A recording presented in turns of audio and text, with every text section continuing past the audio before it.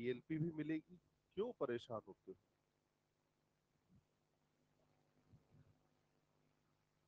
चलिए, तो कल बेटा अपन ने शायद ऑल्फैक्टरी रिसेप्टर्स के बारे में बात की थी ना। तो ऑल्फैक्टरी रिसेप्टर में जो कुछ अपन ने पढ़ा, एक बार अपन वापस से देख लेते हैं क्या क्या बातें हमने पढ़ी। तो पहला अपन ने पढ़ा कि जो ऑल्फैक्टरी रिसेप्टर है ये पाए कहाँ जाते हैं, नोज में। फिर अपन ने कहा कि ऑल्फैक्टरी रिसेप्टर का काम क्या है, detection of smell. Smell chemicals के फॉर्म में आती है यानी कीमो रिसेप्टर है। यहाँ पे कहा कि ऑल्फैक्टरी रिसेप्टर में कितने टाइप ऑफ सेल पाई जाती है, तीन। पहला इसके अंदर था ऑल्फैक्टरी रिसेप्टर सेल, दूसरा सपोर्टिंग सेल और तीसरा बेसल सेल। फिर आगे एनसीईआरटी ने कहा कि जो ऑल्फैक्टरी रिसेप्टर है ये डायरेक्टली कनेक्टेड होते हैं ऑल्फैक्टरी बल्ब के साथ, जो एक्सटेंशन किसका है बेटा, ब्रेन की लिम्बिक सिस्टम का एक्सटेंशन है। अब ऑल्फैक्टरी रिसेप्टर्स के साथ अब एनसीईआरटी आगे बात करती है बेटा टंग के बारे में। तो अपने को बात किस बारे में करनी है, अबाउट टंग। तो टंग के बारे में अगर आप देखें तो यहां पे एनसीईआरटी टंग के अंदर लिखती है कि जो टेस्ट रिसेप्टर है ये फंक्शनली जो है ऑल्फैक्टरी रिसेप्टर्स के सिमिलर है। सिमिलर क्यों कहा गया तो समझिएगा। टंग के बारे में अगर अपन बात करें तो यहां पे टंग पे क्या पाई जाती है बेटा, टेस्ट बर्ड्स। ये जो टेस्ट बर्ड्स हैं ये पाई किस पर जाती हैं, पेपिली पर। तो टंग पे क्या मौजूद होता है, पेपिली। और ये जो पेपिली है इन पर पाई जाती है टेस्ट बर्ड। तो अब देखें एक बार, हमारी टंग पे बच्चे तीन तरह के पेपिली पाए जाते हैं, सर्कमवेलेट, फंजीफॉर्म और फिलीफॉर्म। कितनी तरह के टेस्ट बर्ड, तीन। सर्कमवेलेट, फंजीफॉर्म और फिलीफॉर्म। इनमें से सर्कमवेलेट और फंजीफॉर्म के केस में टेस्ट बर्ड पाई जाती है, जबकि फिलीफॉर्म में टेस्ट बर्ड नहीं होती। क्या हुआ बेटा, जगह नहीं मिली? चलो ध्यान दे।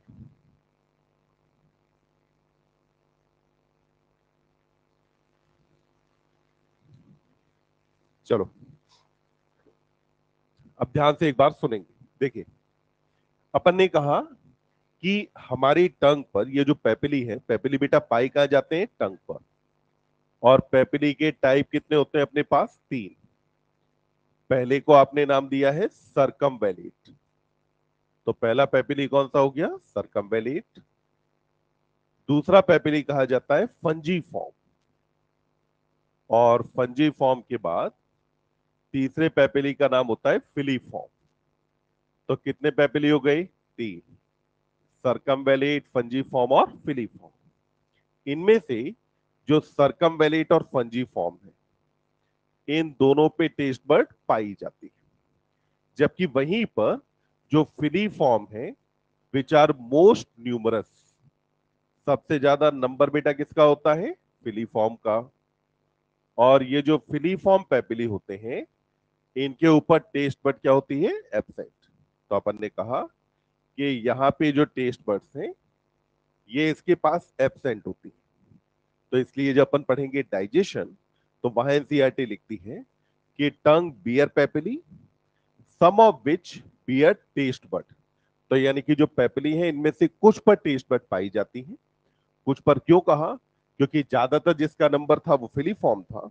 और फिलीफॉर्म के ऊपर टेस्ट बर्ड एब्सेंट होती है, तो टेस्ट बर्ड कहाँ कहाँ पाई जा रही है, सर्कमवेलेट और फंजीफॉर्म पर।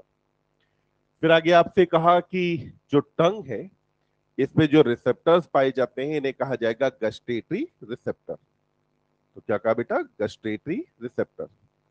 फिर आगे देखिए एनसीईआरटी कहती है कि detection of test simple function है या कॉम्प्लेक्स। तो एनसीईआरटी लिखती है कि कॉम्प्लेक्स फंक्शन है।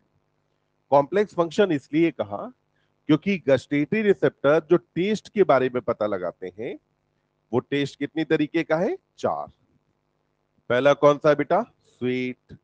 दूसरा सॉर। तीसरा सॉल्टी। और चौथा कौन सा हुआ, बिटर। तो ये चार तरीके के टेस्ट हैं। अब भाई कोई भी जो फूड होगा, फूड ना तो कंप्लीटली स्वीट होता है, ना कंप्लीटली सोर होगा, ना कंप्लीटली सॉल्टी होगा, ना कंप्लीटली बिटर होगा। कहीं ना कहीं जो टेस्ट है वो टेस्ट इनका मिक्सचर होता है। तो यहां पे अपन ने कहा कि टेस्ट यहां पर इनका क्या है, मिक्सचर है। क्योंकि इनका मिक्सचर है इसीलिए आपने कहा कि जो टेस्ट है ये इसका डिटेक्शन कैसा फंक्शन है, कॉम्प्लेक्स फंक्शन कहा जाता है। तो कॉम्प्लेक्स फंक्शन एक तो आपने इसलिए कहा क्योंकि यहाँ पे टेस्ट बड आपके पास एक से ज्यादा टाइप के पाए जा रहे थे, एक से ज्यादा टाइप का टेस्ट मिलकर के एक टेस्ट बनाता है। साथ में कॉम्प्लेक्स फंक्शन इसलिए भी कहा जाता है क्योंकि कहीं ना कहीं there is role of olfactory receptors to.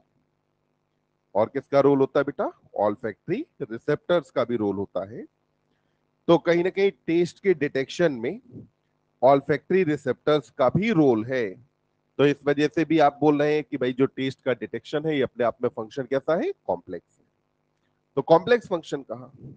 फिर आपने कहा कि जो गस्टेटरी रिसेप्टर है और ऑल्फैक्टरी रिसेप्टर है फंक्शनली सिमिलर है। भाई फंक्शनली सिमिलर क्यों कहा गया, क्योंकि दोनों ही जगह से आप डिटेक्ट क्या करने वाले हैं, केमिकल्स को।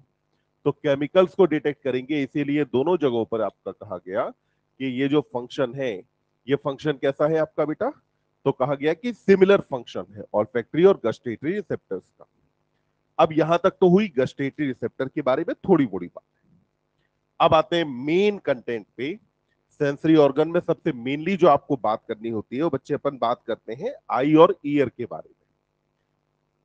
So firstly about I. आई हमारे अंदर क्या काम करती है, फोटो रिसेप्टर है।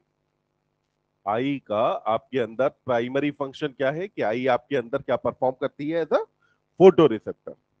फोटो मतलब क्या हुआ, लाइट। तो फोटो रिसेप्टर का मतलब हुआ कि आई आपको किसके बारे में बताती है बेटा, लाइट के बारे में बताती है। तो क्योंकि लाइट के बारे में बताती है इसीलिए आई को आपने क्या कहा है, फोटो रिसेप्टर का। अब आईज का नंबर कितना होता है बोलो जरा, दो। और चश्मे वालों के केस में कितना, चार। ठीक। तो जनरली अगर बात करें तो नॉर्मल इंडिविजुअल्स में कितना होता है, दो। और चश्मे वालों के केस में चार होता है। तो अपन ने कहा कि आईज कितनी है, दो। फिर अगली बात आपने की कि आईज की लोकेशन कहां है। तो आपने कहा कि आईज बेटा पाई जाते हैं इन आई ऑर्बिट्स। इसके अंदर लोकेटेड है, आई ऑर्बिट्स में लोकेटेड। अब आई ऑर्बिट में जो आई बॉल पाई जा रही है, इस आई बॉल में कौन कौन सी स्ट्रक्चर्स हैं, इसको अगर अपन समझें तो देखो, आई बॉल की जब स्ट्रक्चर बनाते हैं तो ये बच्चे सबसे बाहर की लेयर हुई। बाहर की लेयर में पीछे की तरफ जो डायग्राम है इसमें पीछे की तरफ का जो पार्ट है, इस वाले पार्ट को अपन नाम देते हैं स्क्लेरा। बोलो ये वाला पार्ट क्या कहा जाता है, स्क्लेरा। तो आई बॉल में आउटर मोस्ट लेयर में पीछे की तरफ क्या पाई जाती है, स्क्लेरा। जबकि एंटीरियर पार्ट पर क्या मौजूद होगा, कॉर्निया। आगे की तरफ क्या पाया जाएगा, कॉर्निया। पीछे स्क्लेरा है जबकि आगे की तरफ कॉर्निया मौजूद होता है। तो आप देखिए इसमें हम सबसे पहले अगर बात करें तो जो आउटर मोस्ट कवरिंग है इसको बोलते हैं fibrous tunic. Outer most covering का नाम क्या है, फाइब्रस ट्यूनिक नाम होता है। ट्यूनिक वर्ड का मतलब होता है कवरिंग या लेयर। क्योंकि फाइब्रस टिश्यू से बना तो आपने फाइब्रस ट्यूनिक नाम दिया। फाइब्रस ट्यूनिक में पहला पार्ट आया स्क्लेरा। ये जो स्क्लेरा है इसको बोलते हैं आप बेटा व्हाइट ऑफ आई। यानी कि जब अपन अपनी आई बॉल देखते हैं तो आई बॉल में व्हाइट कलर का जितना पार्ट अपने को दिखाई दे रहा है, इस व्हाइट वाले पार्ट का नाम क्या है, स्क्लेरा। क्या कहा जाता है इसे, स्क्लेरा। और ये आउटर मोस्ट कवरिंग बनाती है। अब ये जो स्क्लेरा है ये देखिए आपका बना होती है बेटा डेंस कनेक्टिव टिश्यू की। किसका बना होगा, डेंस कनेक्टिव टिश्यू का बना होता है ये स्क्लेरा। तो आपने कहा कि it is made up of dense connective tissue. साथ में ध्यान रखेंगे कि एवेस्कुलर होती है, इसके अंदर कोई ब्लड वेसल्स नहीं पाई जाती। बस इतनी बात स्क्लेरा के बारे में याद कर। अपन ये याद एक चीज और कर सकते हैं कि भाई स्क्लेरा आई बॉल में आगे की तरफ है कि पीछे, तो अपन क्या कहेंगे कि स्क्लेरा कहां पाया जा रहा है, पीछे की तरफ। अब स्क्लेरा के बाद अगला पार्ट आता है कॉर्निया। कॉर्निया आई बॉल में कहां होगी? आगे की तरफ। तो कॉर्निया यहां पाई जा रही है आगे की तरफ, यानी कि ये जो पार्ट आपको दिखा, इस वाले पार्ट का बच्चे नाम क्या है? कॉर्निया। तो पीछे स्क्लेरा हो गया, जबकि आगे वाले पार्ट का नाम है कॉर्निया। अब ये जो कॉर्निया है, सबसे पहली बात है ट्रांसपेरेंट है। तो स्क्लेरा कैसा होता है बेटा? वाइट। जबकि कॉर्निया का अपना कोई कलर है क्या? नहीं, कॉर्निया का अपना कोई कलर नहीं होता। और कॉर्निया कैसी होती है? टोटली ट्रांसपेरेंट होती है। तो इस ट्रांसपेरेंट स्ट्रक्चर को आपने नाम क्या दे दिया? कॉर्निया का। ये ट्रांसपेरेंट है। फिर आपने कहा कि कॉर्निया बना किसका होता है? तो आपने कहा कि कॉर्निया के अंदर मौजूद है non keratinized stratified squamous epithelia. कौन पाया जाता है बेटा? Non keratinized stratified squamous epithelia यहां पाई जाती है। तो non keratinized stratified squamous epithelia formation किसका करती है यहां पर? कॉर्निया का। अब इसके बाद कॉर्निया जो है, इसको अगर आप देखें तो बच्चे किसके अंदर आ रहा है? फाइब्रस ट्यूनिक में। इसका मतलब हुआ कि कॉर्निया के अंदर फाइबर्स होने चाहिए कि नहीं? यस। कॉर्निया के अंदर जो फाइबर्स पाए जाते हैं, ये होते हैं कोलेजन फाइबर। कॉर्निया में बेटा कौन से फाइबर पाए जाएंगे? कोलेजन फाइबर्स यहां मौजूद होते हैं। ये कोलेजन फाइबर्स यहां क्या करते हैं? तो ये आपकी कॉर्निया को स्ट्रेंथ प्रोवाइड करते हैं। भाई बेसिकली समझिए, बाहर फाइब्रस ट्यूनिक का काम क्या है? मैकेनिकल प्रेशर से आपकी आई को प्रोटेक्ट करना। कई बार हुआ कि आंख में कुछ चला गया, हमने क्या किया? आंख को रब करना शुरू किया। जब रब किया तो हम बाहर से एक मैकेनिकल प्रेशर एक्सर्ट कर रहे हैं ना। इस मैकेनिकल प्रेशर को विदस्टैंड करने के लिए आपको जरूरत पड़ेगी यहाँ पे कनेक्टिव टिश्यू की, डेंस कनेक्टिव टिश्यू की। वो भी कैसा होना चाहिए? White fibrous. क्योंकि येलो इलास्टिक तो डेलिकेट होता है, आई बॉल को प्रोटेक्ट नहीं कर पाएगा। अगर प्रोटेक्ट करना है तो अब जरूरत किसकी पड़ेगी बेटा? व्हाइट फाइब्रस कनेक्टिव टिश्यू की जरूरत है आपको। तो आपने कहा कि यहाँ पे फाइबर्स कौन से पाए जाते हैं? कोलेजन। देखिएगा, कोलेजन फाइबर ऑल्दो इनका कलर व्हाइट होता है, पर कोलेजन फाइबर इतना इंट्रिकेट मैनर में अरेंज्ड होते हैं कि क्या ये कोलेजन फाइबर कभी भी हमारे विजन को ऑब्स्ट्रक्ट करते हैं? नहीं। तो ये कभी भी हमारे विजन को ऑब्स्ट्रक्ट नहीं करते। अगली बात आती है कि कॉर्निया ए वेस्कुलर है। कॉर्निया कैसी होती है? ए वेस्कुलर है।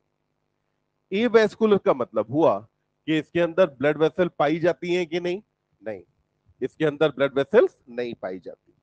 अब यहां से कुछ बातें निकल के आती हैं। पहला, अगर ये वेस्कुलर है तो इसको ऑक्सीजन कहां से मिलेगी और न्यूट्रिएंट कहां से मिलेंगे? तो ऑक्सीजन जितनी मिलनी है वो बाहर डायरेक्टली एटमॉस्फेयर से मिल जाती है। ऑक्सीजन कहां से मिलेगी बेटा? Directly atmosphere. यानी कि अगर आपसे कभी कहा जाए कि बॉडी का वो ऑर्गन जो ऑक्सीजन के लिए लंग्स पे डिपेंडेंट नहीं है, तो वो कौन होगा? कॉर्निया। अगला आप देखें, फूड कहां से मिलेगा?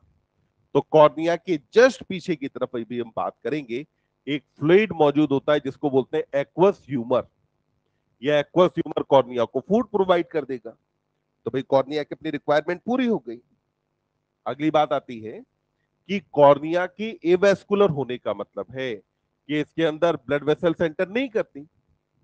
जब ब्लड वेसल नहीं जाएंगे तो इम्यून सिस्टम की सेल्स भी नहीं पहुंचेंगी, और इम्यून सिस्टम की सेल अगर नहीं जा रही तो यानी कि रिजेक्शन ऑफ ग्राफ्ट के चांसेस भी बहुत कम हो जाएंगे। रिजेक्शन ऑफ ग्राफ्ट के चांसेस भी कम। यानी कि मोस्ट सक्सेसफुल ऑर्गन ट्रांसप्लांट कौन से ऑर्गन का होगा? कॉर्निया। सबसे सक्सेसफुल ऑर्गन ट्रांसप्लांट किसका होता है? कॉर्निया का। ध्यान दें, आई के रेफरेंस में आप बेटा दो टर्म्स यूज करते हैं। एक टर्म है ट्रांसप्लांट और एक टर्म होती है इम्प्लांट। एक टर्म क्या है? ट्रांसप्लांट, और दूसरी टर्म कही जाती है इम्प्लांट। ट्रांसप्लांट का मतलब होता है when you are talking about organ transplant. यानी कि हमने क्या किया कि जो हम सुनते हैं आई डोनेशन के बारे में, कहा जाता है ना नेत्रदान महादान।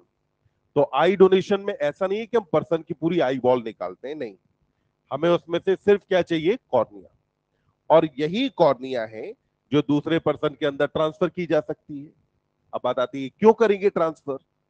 तो कभी कभी क्या होता है कि जैसे मान लो कॉर्निया में कोई इंजरी हो गई, तो कॉर्निया में इंजरी होते ही कॉर्निया का काम आई जो लाइट है, इस लाइट को आपके रेटिना पे फोकस करने में लेंस के अलावा रोल कौन प्ले करता है? कॉर्निया। अगर कॉर्निया डैमेज्ड है तो लाइट रेटिना पे फोकस होगी नहीं, और फोकस नहीं हुई इसका मतलब है विजन गया। तो या तो कॉर्निया में डैमेज होने पर, या जब भी अगर विटामिन ए की डेफिशिएंसी होती है, कौन सा विटामिन?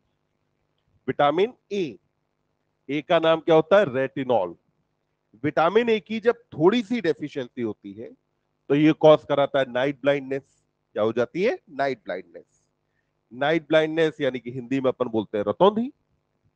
अगर इसके अंदर ज्यादा कमी हो जाए, तो ज्यादा विटामिन ए की कमी होने पर फिर क्या होता है कि कॉर्निया का केरेटिनाइजेशन हो जाता है, यानी कि कॉर्निया सूख जाती है। इस कंडीशन को अपन बोलते हैं जीरोप्थेल्मिया कहा जाता है। तो पर्सन की कॉर्निया गई। अब इन केसेस में अगर हम चाहते हैं कि उसको फिर से नॉर्मल विजन मिले तो उसके अंदर कॉर्निया ट्रांसप्लांट करनी पड़ेगी। तो हमने एक डेड पर्सन से, ध्यान रखें कॉर्निया कभी अलाइव से नहीं लेते हैं, हमेशा क्या करेंगे, एक डेड पर्सन से हमने कॉर्निया निकाला, निकाल करके दूसरे पर्सन के अंदर हमने लगाया। Then it is case of organ transplant. और कॉर्नियल ट्रांसप्लांट में एवेस्कुलर होने की वजह से इसके रिजेक्शन के चांसेस मिनिमल होते हैं। वहीं पर आप एक टर्म यूज करते हैं इम्प्लांट। इम्प्लांट टर्म यूज की जाती है जब आप किसी आर्टिफिशियल स्ट्रक्चर को अगर लगाने वाले हैं, तो टर्म कौन सी यूज करेंगे बेटा? इम्प्लांट। जैसे ओल्ड एज पे जब भी किसी पर्सन को कैटरेक्ट हुआ, कैटरेक्ट में क्या होता है कि अपनी आई का लेंस है वो ओपैक हो जाता है, वाइटिश हो जाता है। जब ये वाइटिश और ओपैक हुआ यानी कि विजन में समस्या आई। तो जब भी समस्या आई तो पर्सन पहुंचा डॉक्टर के पास। तो ऑप्थेल्मोलॉजिस्ट उसे ऑप्शन बताएगा कि साहब ये लेंस 5,000 का है, ये 10,000, ये 15,000 का है, और उसके हिसाब से उसकी अपनी खूबियां हैं। जो लेंस है वो टिश्यू का नहीं बना होता। लेंस बना होता है बेटा क्रिस्टलाइन प्रोटीन का। क्योंकि प्रोटीन का बना है तो इसलिए हम फैक्ट्री में या हम लैब के अंदर इसका फॉर्मेशन कर सकते हैं। तो फैक्ट्री में क्या है, हमने लेंस बनाया, लेंस बना के हमने डॉक्टर के पास सप्लाई कर दिया, पेशेंट ने देखा कि भाई मुझे कौन सा लेंस लगवाना है, वो लेंस उसने लगवा लिया। क्या ये केस ऑर्गन ट्रांसप्लांट का था? नहीं। तो इसे हम बोलते हैं इम्प्लांट। क्या कहा जाता है? इम्प्लांट। जब भी अगर आप शब्द प्रयोग करेंगे इम्प्लांट, तो इम्प्लांट का मतलब है आर्टिफिशियल स्ट्रक्चर को लगाना। वहीं पर जब आप शब्द प्रयोग करेंगे ट्रांसप्लांट, तो फिर ट्रांसप्लांट वर्ड का मतलब होता है कि आप यहां पर ऑर्गन ट्रांसप्लांट की बात कर रहे हैं। एक पर्सन से ऑर्गन लेना है और दूसरे के अंदर लगाना है। तो कॉर्निया की जब बात आएगी तो हम कॉर्नियल इंप्लांट कहें या कॉर्नियल ट्रांसप्लांट? और कॉर्नियल ट्रांसप्लांट सबसे सक्सेसफुल क्यों है? क्योंकि कॉर्निया कैसा है? एवेस्कुलर है। एवेस्कुलर के अलावा कॉर्निया के बारे में ध्यान रखना है कि cornea is most sensitive part of eye. Cornea क्या होता है बेटा? Most sensitive part of eye है। तो हमारी आई का सबसे सेंसिटिव जो पार्ट होता है, ये पार्ट कौन सा होगा? कॉर्निया। यानी कि आप देखो, लेट्स से अपनी आई बॉल में कॉर्निया कुछ ऐसे करके होगी सामने की तरफ। ये जो कॉर्निया है इसके सरफेस से लगभग 2 मिलीमीटर की गहराई तक, सरफेस से कितनी गहराई तक? 2 मिलीमीटर तक, यहां खूब सारी नर्व्स पाई जाती हैं। वो जो नर्व्स है वो एक रिफ्लेक्स ऑपरेट कराती हैं, जिसकी कहा जाता है कॉर्नियल रिफ्लेक्स। क्या कहा जाता है? कॉर्नियल रिफ्लेक्स कहते हैं। तो कॉर्नियल रिफ्लेक्स जो है ये यूज किया जाता है, जैसे बाकी रिफ्लेक्सेस अपन यूज कर रहे थे नर्वस सिस्टम की एक्टिविटी चेक करने के लिए, वैसे ही आप यूज करते हैं कॉर्नियल रिफ्लेक्स। और क्योंकि कॉर्नियल रिफ्लेक्स होता है, इसीलिए आप बोलते हैं कि कॉर्निया क्या है? ये most sensitive part of eye. तो पहली बात क्या याद रखिए, ट्रांसपेरेंट है, non keratinized stratified squamous epithelium से बना, कोलेजन फाइबर है, एवेस्कुलर है, और most sensitive part of eye. Cornea का काम होता है कि अलोंग विद लेंस, किसके साथ मिलकर के? लेंस के साथ, ये फोकस करेगा लाइट को। कहां पर? रेटिना पर। तो लाइट को रेटिना पर फोकस करना किसका काम होता है? कॉर्निया का। तो पहले इतनी बातें अपने को समझ में आई हैं। इसमें किसी बालक को कहीं कोई कंफ्यूजन? हाँ, जब रात में सो जाते हैं तब भी ऐसा थोड़ी कि हम अपनी आईलिड्स को बहुत टाइटली क्लोज करके रखते हैं। आईलिड्स के बीच में स्पेसेस होते हैं, जो स्पेसेस हैं वहां स्पेसेस से होकर के गैसियस डिफ्यूजन होता रहेगा, तो वहां से ऑक्सीजन मिल जाएगी। अब देखिए अगली बात। हाँ, अब जरा ध्यान देंगे। अब यहां पे एक बात सोचना, मैंने अभी आपसे कहा कि स्क्लेरा एवेस्कुलर है, मैंने कहा कॉर्निया एवेस्कुलर है। अगर ये स्क्लेरा और कॉर्निया एवेस्कुलर हैं, तो ऐसा क्यों होता है कि अगर हमारी आंख में कुछ भी अगर चला जाए तो उसके बाद आंख एकदम लाल हो जाती है, या कई बार आंखों में इंफेक्शन होता है जिसको कंजक्टिवाइटिस कहते हैं, कंजक्टिवाइटिस के केस में आंखें लाल हो जाती हैं। अगर ये एवेस्कुलर है तो फिर तो रेडनेस नहीं आनी चाहिए, रेडनेस का मतलब तो है ब्लड। तो यहां पर लेट से बेटा एक आईलिड यहां है और दूसरी आईलिड यहां है। आईलिड्स के बीच का जो स्पेस होता है, ये बीच के स्पेस में यहां पर स्क्लेरा के ऊपर और कॉर्निया के पेरिफेरल पार्ट पर, ध्यान दें कॉर्निया के सेंट्रल पार्ट पे नहीं, कॉर्निया के पेरिफेरल पार्ट पर, और दोनों आईलिड के बीच में जितना स्क्लेरा आएगा उसके ऊपर, यहां पर एक बहुत पतली सी एपिथेलियम पाई जाती है। और ये जो एपिथेलियम यहां पाई जाती है, इसको नाम मिलता है कंजक्टिवा। क्या कहा जाता है इसे? कॉन्जक्टिवा कहते हैं। तो ये कंजक्टिवा किसके ऊपर मौजूद होती है? तो अपन ने कहा दोनों आईलिड्स के बीच में जो स्क्लेरा का पार्ट है वहां, और कॉर्निया के पेरिफेरल पार्ट पर कंजक्टिवा पाई जाती है। क्या ये कंजक्टिवा कॉर्निया के सेंट्रल पार्ट में? नहीं, कंजक्टिवा कॉर्निया के सेंट्रल पार्ट में नहीं पाई जाती। अब एक बात, थोड़ी सी बात सुन लेंगे, अपन लिखेंगे नहीं, एनसीईआरटी में है नहीं। देखो, स्क्लेरा और कॉर्निया का जो जंक्शन है उसको बोलते हैं लिम्बस। स्क्लेरा और कॉर्निया के जंक्शन को बेटा अपन क्या बोलते हैं? लिम्बस कहा जाता है। यानी कि अब इस डायग्राम को जरा अपन अगर सामने की तरफ से देखें, तो सामने से हमें कुछ ऐसा दिखेगा कि ये हमारा कॉर्निया है, और कॉर्निया के बाद स्क्लेरा जो आपको दिखाई देने वाला है, इतना पार्ट आपको दिखेगा।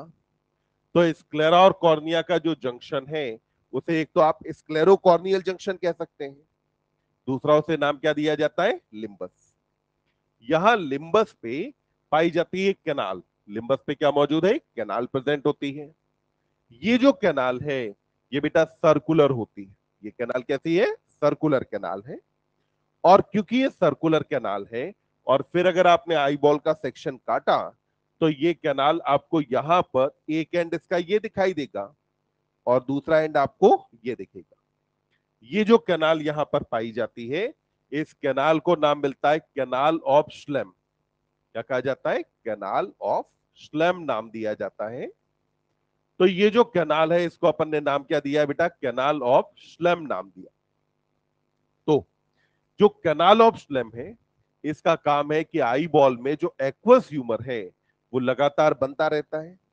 इस एक्वस ह्यूमर को वापस से ब्लड के अंदर ड्रेन करना इस कैनाल ऑफ स्लेम का काम होता है। तो कैनाल ऑफ स्लेम ड्रेन क्या कर रही है? Aqueous humour. किसके अंदर ड्रेन किया? आई बॉल जो है वापस से ब्लड के अंदर ड्रेन किया। तो अब तक जितनी बातें अपन ने करी, पहले बोलो आई बॉल का स्ट्रक्चर रफली कैसा होता है? उससे पहले आप देखें एनसीईआरटी एडल्ट में लिखती है ना, in adult eye ball is रफली स्फेरिकल। तो आई बॉल रफली कैसी हो जाती है? स्फेरिकल। आई बॉल में सबसे बाहर की तरफ जो लेयर है, उसमें कितनी चीजें पाई जाती हैं? दो। पीछे वाले पार्ट में क्या मौजूद है? स्क्लेरा। आगे वाले पार्ट में, पीछे की तरफ, आगे, पीछे वाले पार्ट का नाम, आगे कौन बड़ा है, स्क्लेरा या कॉर्निया? वाइट कौन होता है? ट्रांसपेरेंट कौन है? एवेस्कुलर कौन है? दोनों। फिर आपने कहा कि फाइब्रस कनेक्टिव टिश्यू से कौन बना? Sclera. Non keratinized stratified squamous epithelium किसमें? कॉर्निया। कॉर्निया में कौन से फाइबर? कोलेजन। कौन से फाइबर? कोलेजन। आई का मोस्ट सेंसिटिव पार्ट कॉर्निया होता है। अब ये कॉर्निया और स्क्लेरा के बाद अब अगले पार्ट पे आते हैं। अगली जो स्ट्रक्चर आती है इसको अपन बोलते हैं बेटा वेस्कुलर ट्यूनिक या पिगमेंटेड ट्यूनिक कहते हैं। पढ़ेंगे एनसीईआरटी को। एनसीईआरटी कहती है आई बॉल के पोस्टीरियर 2/3 में यहां कोरॉइड पाई जाती है, और ये जो कोरॉइड है ये बेटा थिक है या थिन है? फिर से देखेंगे, कोरॉइड आई बॉल के पोस्टीरियर पार्ट में के एंटीरियर, और पोस्टीरियर पार्ट का कितना बनाती है? लगभग 2/3। कितना बनाएगी? 2/3। और कोरॉइड कैसा रहेगा? थिन होगा। तो ये जो पार्ट अभी मैंने बनाया, इस पार्ट का नाम क्या बेटा? कोरॉइड। तो ये हो गया कोरॉइड। तो अपन ने कहा कि यहां पर फाइब्रस ट्यूनिक के बाद दूसरी लेयर आती है जिसको हम बोलते हैं वेस्कुलर या पिगमेंटेड ट्यूनिक कहा जाता है। वेस्कुलर ट्यूनिक का एक और नाम क्या होगा? पिगमेंटेड ट्यूनिक नाम होता है। तो वेस्कुलर ट्यूनिक का एक और नाम हो गया पिगमेंटेड ट्यूनिक। तो वेस्कुलर ट्यूनिक या पिगमेंटेड ट्यूनिक क्या है? तो इसमें आपने कहा कि वेस्कुलर अगर कह रहे हैं तो बोलो इसके अंदर ब्लड वेसल होंगी या नहीं, और अगर पिगमेंटेड कहा तो इसके अंदर पिगमेंट पाया जाएगा। हमारे अंदर जो पिगमेंट पाया जाता है उसका नाम है मिलेनिन। कौन सा पिगमेंट होता है? मिलेनिन। मिलते जुलते दो नाम, एक है मिलेनिन और दूसरा मिलेटोनिन। मिलेटोनिन हार्मोन का नाम है, जबकि मिलेनिन नाम किसका है? पिगमेंट का। अब यहां पे आपने वेस्कुलर ट्यूनिक के अंदर कहा कि पहला पार्ट आ गया कोरॉइड। कोरॉइड के बारे में कहा कि ये पोस्टीरियर साइड में होगा। क्या बनाएगा? 2/3 ऑफ आई बॉल पर। पोस्टीरियर 2/3 ऑफ आई बॉल पर पाया जाता है। फिर आपने कहा कि कोरॉइड थिक है या थिन? तो आपने कहा कि कोरॉइड कैसा होता है? थिन। अब ये जो कोरॉइड है इसका कलर कैसा होता है? तो पढ़ेंगे एनसीईआरटी क्या कहा कि ब्लूइश इन कलर। कैसा कलर रहेगा? ब्लूइश। तो आपने कहा कि इसका कलर कैसा हो जाएगा? ब्लूइश होगा। तो यहां पर इसका कलर लगभग कैसा रहेगा बेटा? ब्लूइश। इसका काम होता है कि कोरॉइड आपके अंदर बेटा प्रिवेंट करता है इंटरनल रिफ्लेक्शन ऑफ लाइट।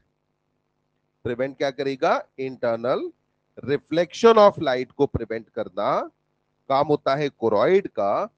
तो कोरॉइड ने आपके अंदर प्रिवेंट क्या किया बेटा? Internal reflection of light. तो लाइट का इंटरनल रिफ्लेक्शन ये प्रिवेंट करता है। और कैसे करेगा, क्या कर रहा है, इस बात को आप समझते हैं। कोरॉइड का आखिर काम है क्या? तो हमारे घरों में पहले रील वाले कैमरे होते थे ना, जिनके अंदर वो फिल्म डालनी पड़ती थी। कितने लोगों ने अपने घर पे वो कैमरा देखा है? अच्छा, कितने लोगों ने कैमरा खोल के देखा है? जब आपने कैमरा अगर खोला होगा तो जिस पोर्शन के अंदर अपन फिल्म डालते थे, तो वो वाला जो पार्ट होता था, उस पार्ट का अंदर की तरफ कलर कैसा होता था? ब्लैक या व्हाइट? कलर कैसा? ब्लैक। ब्लैक भी दो होते हैं, एक होता है मैट ब्लैक, एक होता है शाइनी ब्लैक। तो कलर कैसा था? मैट ब्लैक या शाइनी ब्लैक? शाइनी या मैट? तो तुमने कैमरा खोले ही नहीं है। मैट ब्लैक होता है हमेशा। कैसा होता है? Matte black. जहां मैंने कहा कि जैसे आपने फिल्म लगाई, फिल्म जहां लगाई उसके आसपास का जो चैम्बर था, वो जो चैम्बर था उसका कलर मैट ब्लैक रखते हैं। हाँ, रील का नहीं, चैम्बर का। तो चैम्बर का कलर कैसा है? Matte black. चलो, अब जरा ध्यान देंगे यहां पे हो क्या रहा था। तो देखो, यहां अपन ने बात की बेटा, ये अपन ने रील लगाई, ठीक। और रील के पीछे यहाँ पे उसका जो है, अपन जो शटर होता था, गेट होता था जिसको अपन बंद करते थे, वो अपन ने पीछे बंद कर दिया। इस यहाँ आगे कैमरे का शटर है या डायफ्राम मौजूद है। ये जो शटर है, जब आपको फोटो खींचना हुआ आपने एक बार क्लिक किया। जब क्लिक किया तो यहाँ का शटर थोड़ा सा ओपन हुआ और उसके बाद बंद हो गया। हुआ क्या? बाहर से लाइट आई। ये लाइट जैसे ही शटर ओपन हुआ, शटर के ओपन होते ही लाइट ने एंटर किया। ये लाइट अब जाकर के कहां पड़ी? रील पर। रील पे आपको पता है कि अब यह इमेज फॉर्मेशन हो जाएगा। लाइट अब इसके बाद पहुंची पीछे। जब ये लाइट अगर पीछे पहुंची और फिर अगर ये वहां से रिफ्लेक्ट होकर के वापस से अगर रील पे पड़ेगी तो रील पे फोटो को खराब करेगी, ब्लर कर देगी। इसलिए क्या होना चाहिए कि जितनी लाइट है वो क्या हो जाए, एब्सॉर्ब। अब यहां समझिए क्या हुआ कि अगर ये कोरॉइड इंटरनल रिफ्लेक्शन को प्रिवेंट करता है तो उस केस में क्या होगा कि यहां बाहर से जो बेटा लाइट आई, ये लाइट यहां पर आई, मान लो रेटिना पे यहां आकर के फोकस हुई।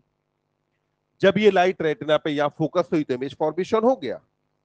इसके बाद जितना भी एक्सेस ऑफ लाइट थी उसे एब्जॉर्ब किसने कर लिया, कोरॉइड ने।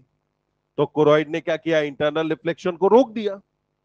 वहीं पर अगर मान लो कोरॉइड रिफ्लेक्टिव हो तो कोरॉइड के रिफ्लेक्टिव होने पर लाइट यहां जाएगी, रिफ्लेक्ट होके फिर यहां आएगी, फिर रिफ्लेक्ट हुई यहां गई, फिर रिफ्लेक्ट हुई यहां आई। अब क्या होगा, इमेज फॉर्मेशन एक से ज्यादा जगह पर हो रहा है। जब एक से ज्यादा जगह पर होगा तो क्या इमेज का रेजोल्यूशन ज्यादा बेहतर होगा या कम, तो रेजोल्यूशन क्या होगा, कम। बट अगर ये कोरॉइड रिफ्लेक्टिव होगा तो रेजोल्यूशन भले कम होगा पर सेंसिटिविटी यहां पे क्या हो जाएगी, ज्यादा।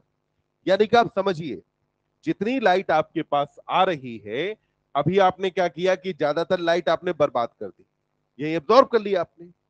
वहीं पर अगर यही लाइट बेटा रिफ्लेक्ट होती तो उस केस में इस लाइट का ज्यादा बेहतर तरीके से यूटिलाइजेशन होता। यही वजह है कि जो नॉकटर्नल एनिमल्स हैं, स्पेशली अगर अपन बात करें कार्निवोर एनिमल्स के बारे में, तो कार्निवोर्स के केस में जो कोरॉइड है ये रिफ्लेक्टिव होती है। और इस रिफ्लेक्टिव कोरॉइड को हम बोलते हैं टैपिटम। क्या कहा जाता है, tapetum. So this reflective choroid is called as tapetum. तो आपने यहां पे कहा कि यहां पे आपने कहा कि जो कोरॉइड है, कोरॉइड का काम क्या था, इंटरनल रिफ्लेक्शन ऑफ लाइट को प्रिवेंट करना। अब यहां पे कोरॉइड को समझिए, आपने कहा ना वेस्कुलर ट्यूनिक है। इस बात को जरा एक बात और समझते हैं। जब आप छोटे थे आप डॉक्टर के पास गए, बात है गए डॉक्टर के पास। जब डॉक्टर के पास गए तो आपने देखा होगा ज्यादातर डॉक्टर्स के पास एक पेंसिल टॉर्च हुआ करती थी, बहुत धीमी जलती थी। डॉक्टर उसी पेंसिल टॉर्च से पहले आपकी टंग देखी, फिर इसके बाद आपके थ्रोट में देखा, फिर उसके बाद आपकी आईज में देखा। तो डॉक्टर एक्चुअली आईज में क्या देखता था, तो आपकी बॉडी में बिना कोई कट लगाए अगर किसी जगह पे आपके ब्लड को डायरेक्टली देखा जा सकता है तो वो जगह अकेली कोरॉइड है, जहां पे आपका ब्लड डायरेक्टली दिखाई देता है। यानी कि कोरॉइड में ब्लड कैपिलरीज इतनी ज्यादा पाई जाती हैं कि कोरॉइड पर अगर आप देखेंगे तो आपको डायरेक्टली यहां पे अपना ब्लड दिखाई दे जाएगा। तो एक एक्सपीरियंस डॉक्टर केवल कोरॉइड में आपके ब्लड को देख करके आपके अंदर हीमोग्लोबिन का अंदाजा लगा लेता था कि लगभग हीमोग्लोबिन लेवल कितना है। आपके अंदर जॉन्डिस है या नहीं उसका भी लगभग अंदाजा लगा लेता था कि जॉन्डिस है या नहीं। तो अपन ने वहां पे क्या किया कि मॉनिटर किया कोरॉइड को, जिसके अंदर अपने को क्या दिखाई दे रहा है, ब्लड वेसल।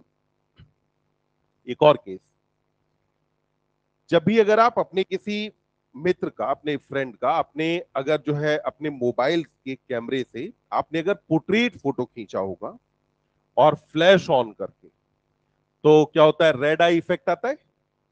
यानी कि आई में जो प्यूपिल वाली जगह है उसका कलर कैसा आता है, रेड। अब ये प्यूपिल वाली जगह का कलर रेड क्यों आता है समझिएगा। यहां पर अगर आप देखें तो बेटा मान लो सपोज ये वाला जो स्पॉट है, यहां पर अगर मैं बात करूं तो इस स्पॉट पे क्या हो रहा है कि सारी जितनी भी विजिबल स्पेक्ट्रम में वेवलेंथ है वो सारी वेवलेंथ यहां आ रही है। यहां पर इसका कलर रेड है तो इसका मतलब है बाकी सारी वेवलेंथ एब्जॉर्ब कर रहा है, केवल रिफ्लेक्ट क्या कर रहा है, रेड कलर वाली जो वेवलेंथ है उसको रिफ्लेक्ट किया। तो अब ऐसे हुआ, बाहर से क्या हुआ, तुमने फ्लैश ऑन किया, फ्लैश ऑन करने पर प्यूपिल से होकर के लाइट ने एंटर किया, यहां ब्लड भरा है, ब्लड का कलर क्या है, रेड। क्यों है रेड, क्योंकि बाकी सारी वेवलेंथ को क्या कर रहा है, एब्सॉर्ब। अकेला रिफ्लेक्ट क्या किया, रेड वाली वेवलेंथ। तो वो जो वेवलेंथ है वो जाकर के आपके फोन के कैमरा में कैप्चर हो गई।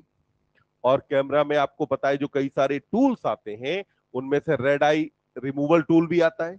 तो उससे क्या किया आपने, रेड आई इफेक्ट को खत्म कर दिया। तो रेड आई इफेक्ट किसकी वजह से, कोरॉइड। इंटरनल रिफ्लेक्शन को प्रिवेंट किसने किया, कोरॉइड।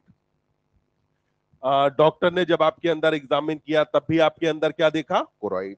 तो क्या कोरॉइड वाले पार्ट के बारे में इतनी बात समझ में आ गई? अब देखिए, कोरॉइड के बाद अब बढ़ जाते हैं अपन आगे। तो अब यहां कोरॉइड के बाद देखेंगे आई बॉल में जो एंटीरियर पार्ट है कोरॉइड का, ये बेटा कंपेटिबली थिक होता है। तो ये वाला पार्ट कैसा है? थिक। और यहां पे आपको एक तो पीछे की तरफ ही कुछ आउटग्रोथ दिखाई देंगी। तो देखिए, एंटीरियर पार्ट आपने कहा कि थिक है, जहां आपको एक तो पीछे की तरफ ही कुछ आउटग्रोथ दिखाई दी, आउटग्रोथ दिखी। वहीं पर साथ में आपको यहां पे कुछ सर्कुलर मसल्स आपको दिखाई देने वाली हैं। ये वाली जो मसल्स आपको दिख रही हैं कैसी हैं बेटा? सर्कुलर। तो अपन ने कहा कि कुछ सर्कुलर मसल्स यहां पाई जाती हैं और साथ में पीछे की तरफ कुछ आउटग्रोथ मौजूद होती हैं। अब ये जो आउटग्रोथ और सर्कुलर मसल्स यहां पाई जा रही हैं, तो इनमें देखिए, ये जो आउटग्रोथ है इसका नाम है बेटा सिलियरी प्रोसेस। क्या नाम है? Ciliary process. वहीं पर ये जो मसल्स है इनका नाम है सिलियरी मसल। तो इनका नाम क्या होता है? सिलियरी मसल्स नाम होता है। तो इन्हें क्या कहा जाता है? Ciliary muscles. ये दोनों स्ट्रक्चर मिला करके कही जाती है सिलियरी बॉडी। तो बताओ, कोरॉइड आगे वाले पार्ट में थिक होकर के फॉर्मेशन किसका करता है? सिलियरी बॉडी का। कोरॉइड आगे वाले पार्ट में थिक हुआ और थिक होकर के किसका फॉर्मेशन किया? सिलियरी बॉडी का फॉर्मेशन किया। तो अपन ने कहा सिलियरी बॉडी बनी। इस सिलियरी बॉडी के साथ अटैच्ड होते हैं सस्पेंसरी लिगामेंट। यहां से अटैच कौन है बेटा? लिगामेंट या सस्पेंसरी लिगामेंट अटैच्ड है। यहां पे आप इन्हें लिगामेंट इसलिए कहते हैं क्योंकि ये येलो फाइब्रस कनेक्टिव टिश्यू के बने होते हैं, तो इसलिए नाम दिया जाता है लिगामेंट। वैसे तो अपन बात करें तो लिगामेंट बोन और बोन को कनेक्ट कर रहा होता है, वो भी येलो फाइबर का बना है, ये भी येलो फाइबर का बना है, इसीलिए नाम देते हैं सस्पेंसरी लिगामेंट। सस्पेंसरी लिगामेंट के साथ यहां पर बच्चे अटैच्ड है आपका लेंस। तो ये यहां पर क्या गया? लेंस। लेंस किससे अटैच्ड है? Suspensory ligament. सस्पेंसरी लिगामेंट एक तरफ लेंस और एक तरफ किससे अटैच्ड है? Ciliary body. अब ये जो सिलियरी बॉडी है, इस सिलियरी बॉडी से आगे की तरफ क्या क्या और होगा, तो उसको आप देखें। पहले आपने कहा कि ये क्या हो गया बेटा? Suspensory ligament. तो ये आपने कहा कि साहब सस्पेंसरी लिगामेंट हो गई, और सस्पेंसरी लिगामेंट के बाद फिर आपने कहा कि ये जो स्ट्रक्चर है इसका नाम क्या हो गया? लेंस। तो ये आपके पास लेंस आ गया। सिलियरी बॉडी आगे की तरफ एक आउटग्रोथ डेवलप करती है, एक आउटग्रोथ बनाती है। तो सिलियरी बॉडी से देखो, यहां लेंस के आगे की तरफ एक आउटग्रोथ डेवलप हुई, सर्कुलर आउटग्रोथ डेवलप होगी। ये जो सर्कुलर आउटग्रोथ डेवलप हुई, इस सर्कुलर आउटग्रोथ को बेटा अपन नाम क्या देते हैं? तो इस सर्कुलर आउटग्रोथ को नाम दिया जाता है आइरिस। क्या कहा जाता है इसे? आइरिस। ये विजिबल कलर्ड पोर्शन है आई का। इसमें एक सेंट्रल अपर्चर है जिसका नाम क्या है? प्यूपिल। तो इसका नाम क्या हुआ? प्यूपिल। फिर से एक बार स्ट्रक्चर देखेंगे कौन कौन सी स्ट्रक्चर्स हैं। तो यहां आपने कहा कोरॉइड एंटीरियर पार्ट में थिक होकर के क्या बनाती है? Ciliary body. सिलियरी बॉडी में सिलियरी प्रोसेस और सिलियरी मसल्स पाई जाती हैं। फिर आपने कहा सिलियरी बॉडी से सस्पेंसरी लिगामेंट के थ्रू कौन जुड़ा है? लेंस। सिलियरी बॉडी से एक आउटग्रोथ निकली जिस आइरिस। आइरिस के सेंटर में एक ओपनिंग है और इस ओपनिंग का नाम क्या होता है? प्यूपिल।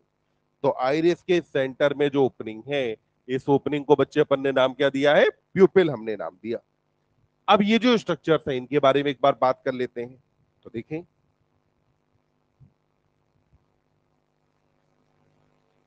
देखो, दूसरी स्ट्रक्चर आपके पास आई बेटा सिलियरी बॉडी। सिलियरी बॉडी के अंदर पहला पार्ट आ गया आपके पास सिलियरी प्रोसेस। तो first part is ciliary process.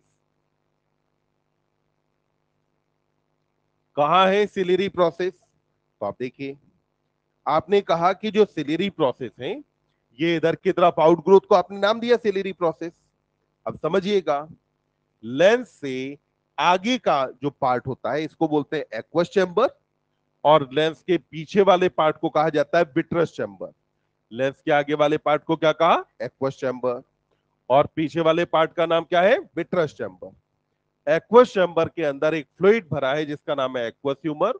वहीं पर विट्रस चैम्बर में एक फ्लूइड है जिसका नाम है विट्रस ह्यूमर। तो आपने यहां पे कहा कि ये जो सिलेरी प्रोसेस है इसका काम होता है फॉर्मेशन ऑफ एक्वस ह्यूमर। क्या बनाता है ये बेटा? Aqueous humour. तो अपन ने कहा कि एक्वस ह्यूमर का फॉर्मेशन करना किसका काम होता है? तो हमने कहा कि एक्वस ह्यूमर का फॉर्मेशन कौन करेगा? Ciliary process.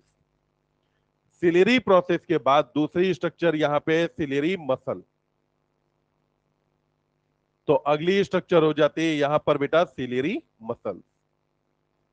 सिलेरी मसल्स जो हैं इनके बारे में अगर आप देखें then they are circular muscle. तो ये क्या होती है बेटा? सर्कुलर मसल्स हैं। और ये जो सर्कुलर मसल्स हैं ये एडजस्ट करती हैं थिकनेस ऑफ लेंस। तो इनका काम क्या होगा कि थिकनेस ऑफ लेंस को एडजस्ट करेंगे। तो थिकनेस ऑफ लेंस को एडजस्ट करना काम किसका होता है? सिलेरी मसल्स का। यहां जो थिकनेस ऑफ लेंस को एडजस्ट किया जाता है इस प्रोसेस को अपन बोलते हैं एकोमोडेशन। क्या कहा जाता है? एकोमोडेशन। और एकोमोडेशन का पर्पस होता है नियर और फार विजन के बीच में एडजस्टमेंट। इस एडजस्टमेंट को अपन क्या बोलते हैं बेटा? एकोमोडेशन कहते हैं। अब यहां देखें, एकोमोडेशन की जरूरत आपको क्यों पड़ेगी या एकोमोडेशन कैसे होता है, बहुत ज्यादा डिटेल एनसीईआरटी में है नहीं, तो अपन बहुत ज्यादा डिटेलिंग पे जाएंगे भी नहीं। सिंपली आप देखें,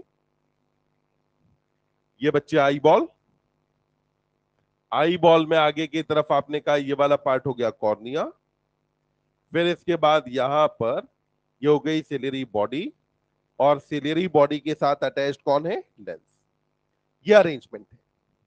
अब आप देखिए दो सिचुएशन होती है। पहली सिचुएशन, कोई एक ऑब्जेक्ट आई के पास में, ऑब्जेक्ट कहां है? आई के पास में। जब अगर ये ऑब्जेक्ट आई के पास में है तो इससे रिफ्लेक्ट होकर के जो रेस जाएंगी, ये जाने वाली लाइट रेस कैसी होंगी? डाइवर्जिंग। ये डाइवर्जिंग लाइट रेस को भी आपको फोकस करके कहां पहुंचाना है? रेटिना पर। तभी इमेज फॉर्मेशन होगा। वहीं पर आपने कहा कि अगर ये ऑब्जेक्ट मान लेते हैं अगर दूर हो, अगर ये ऑब्जेक्ट क्या बेटा? दूर। तो जब ये ऑब्जेक्ट अगर आपसे दूर है तो ऑब्जेक्ट के आपसे दूर होने के केस में इससे रिफ्लेक्ट होकर के जो लाइट रेस जाएंगी ये लगभग कैसी होंगी? पैरेलल।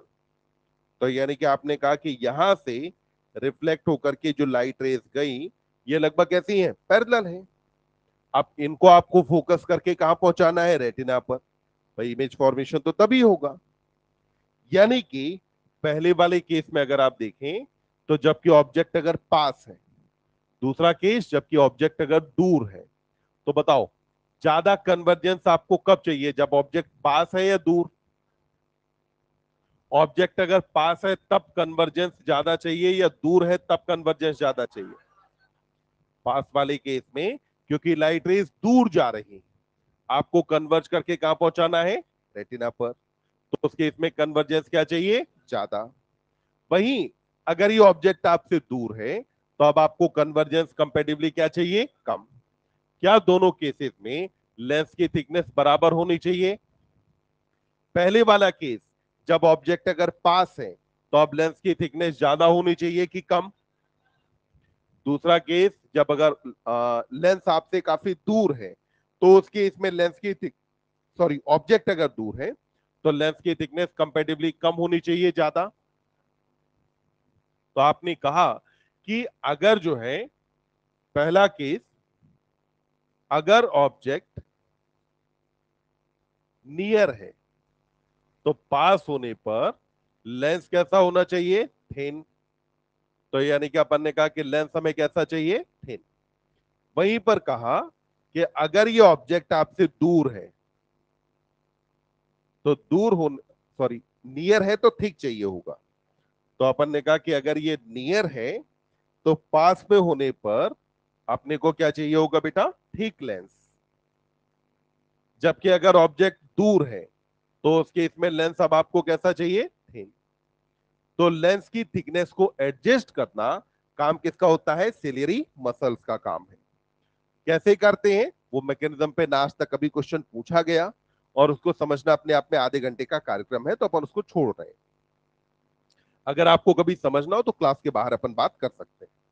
तो अपन ने कहा कि एक पार्ट हुआ सिलियरी प्रोसेस, दूसरा हो गया सिलियरी मसल्स। अब यहां सिलियरी बॉडी के बाद सिलियरी बॉडी से एक बाहर की तरफ आउटग्रोथ निकली थी, जिसको आपने नाम क्या दिया था बेटा, आइरिस। ये जो आइरिस है इसको मैंने कहा कि it is visible coloured portion of eye. ये क्या है बेटा, visible coloured part of eye है। यानी कि आप ध्यान देंगे, आई में क्या अकेला आइरिस ही कलर्ड पार्ट होता है, नहीं, कोरॉइड भी तो कलर्ड था, सिलियरी बॉडी भी कलर्ड है, पर विजिबल कलर्ड पार्ट कौन सा है, तो वो कौन सा हो जाता है, आइरिस। तो आइरिस आपने कहा visible coloured part of eye है, and this iris is responsible for different colours of eyes. Iris किसके लिए जिम्मेदार है, for different colours of eyes. यानी कि अलग अलग लोगों में अगर हम देखें तो क्या आईज का कलर सेम होता है, नहीं, अलग अलग लोगों के अंदर आई का कलर कैसा रहेगा, डिफरेंट। तो ये जो डिफरेंट कलर है वो किसकी वजह से आता है, आइरिस की वजह से।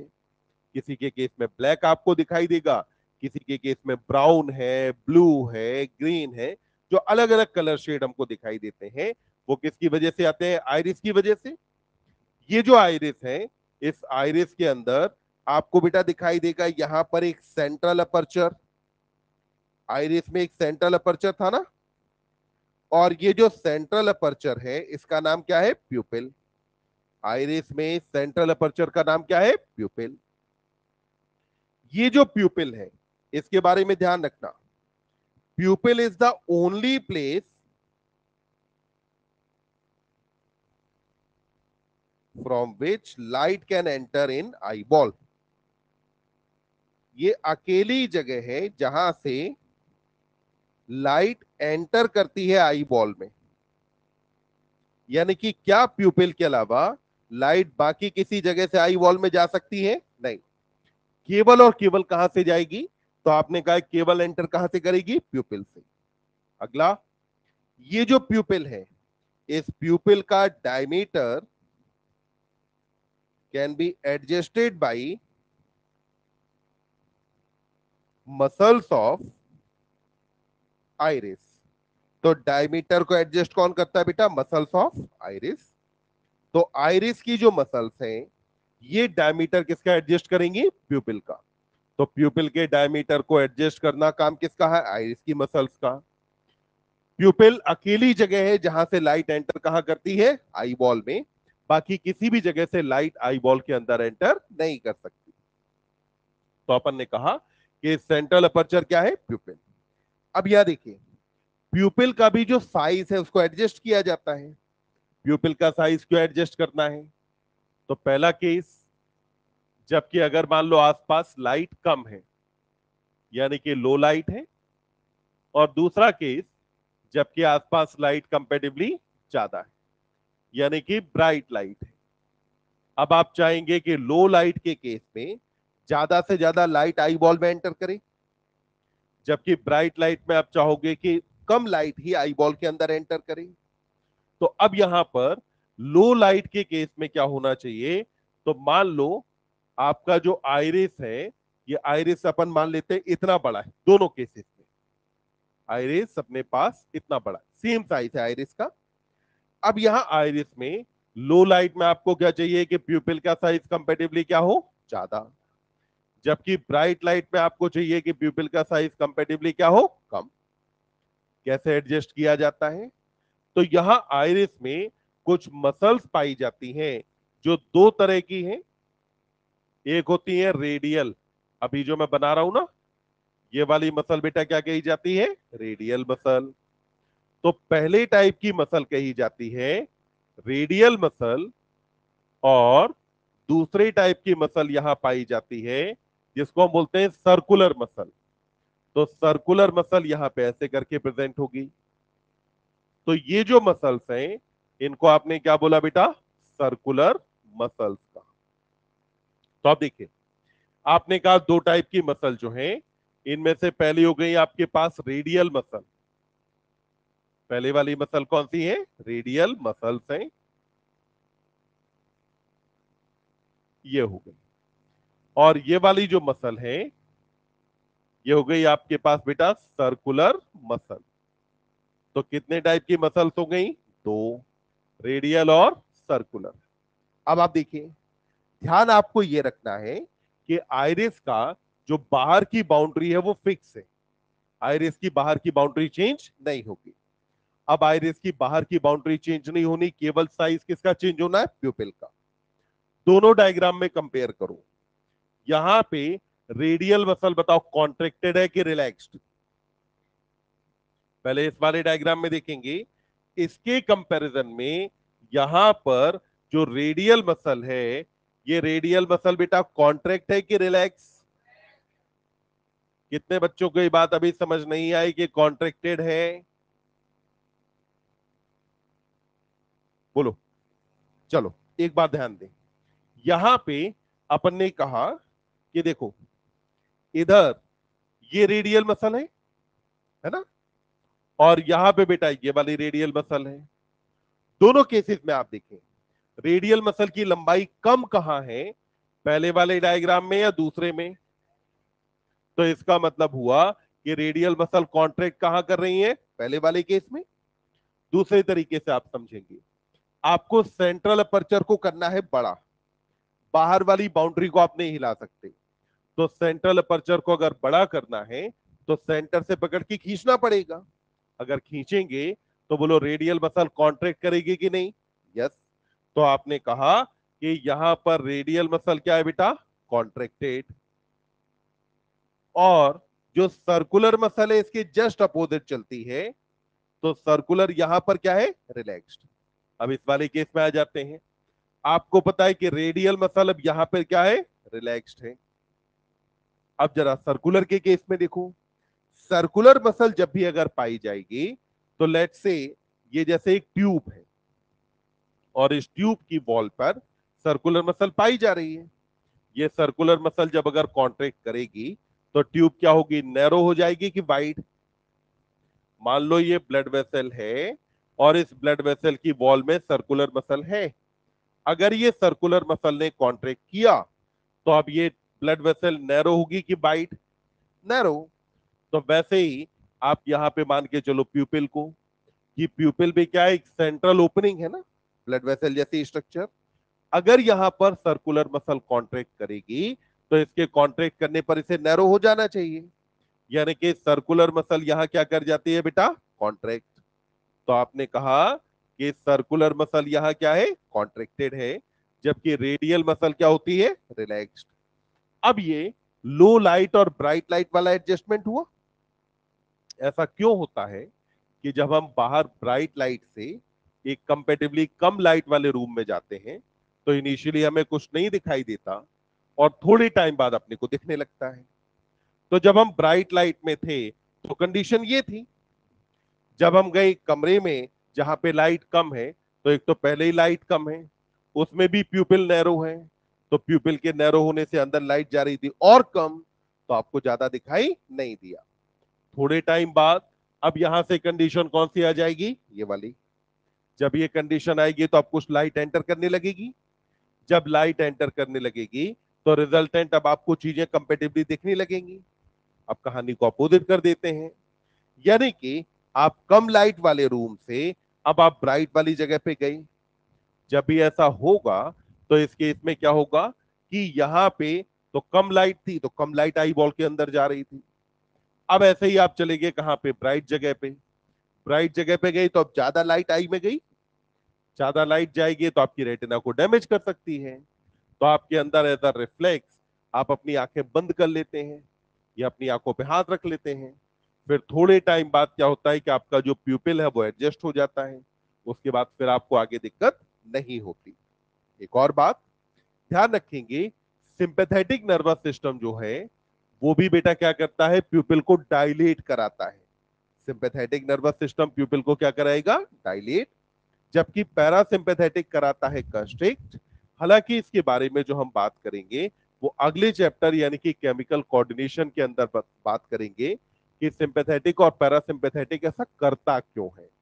उससे पहले अब एक बार आई बॉल में शुरू से लेकर के कोरॉइड तक वाला पार्ट एक बार पढ़ के देखें, क्या अपने को यहां तक की बातें समझ में आई हैं?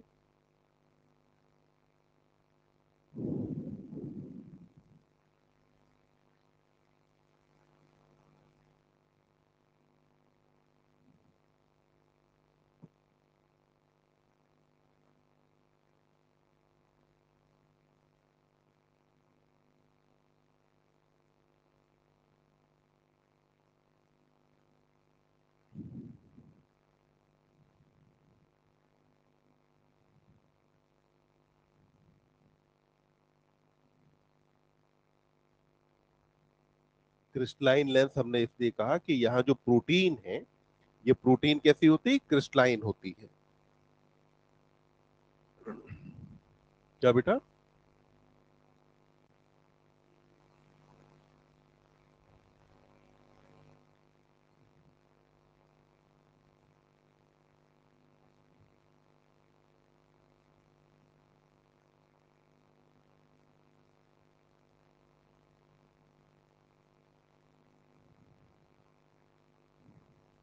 हाँ बेटा, एक मिनट। कोरॉइड का कलर बेटा ब्लू इसलिए है क्योंकि कोरॉइड के अंदर एक तो यहाँ पे ब्लड मौजूद था, दूसरा मेलानिन पिगमेंट पाया जा रहा था। तो इन दोनों चीजों के प्रेजेंट होने की वजह से कोरॉइड का कलर कैसा रहेगा आपका, ब्लू।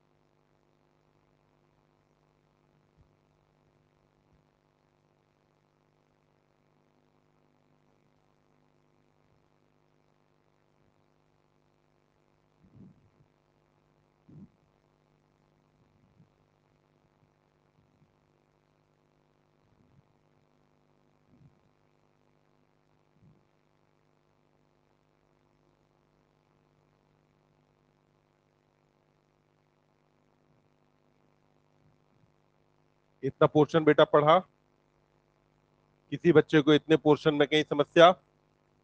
अब ध्यान देंगे आगे, देखिए। हाँ, लिम्बस। लिम्बस अपन ने कहा था कि बेटा स्क्लेरा और कॉर्निया का जो जंक्शन होता है, उस जंक्शन को अपन नाम देते हैं लिम्बस। एनसीईआरटी में नहीं है, वहां हमने कहा था एक कैनाल पाई जाती है जिसका नाम है कैनाल ऑफ श्लेम। ये ड्रेन करती है एक्वस ह्यूमर को ब्लड के अंदर। अब जरा देखिए, अगली जो लेयर आती है बेटा, इसको अपन नाम क्या देते हैं, रेटिना। तो ये जो लेयर है, इस लेयर को आपने बेटा नाम क्या दिया है, रेटिना। तो हमारी आई बॉल में इनर मोस्ट लेयर कौन सी हुई, रेटिना।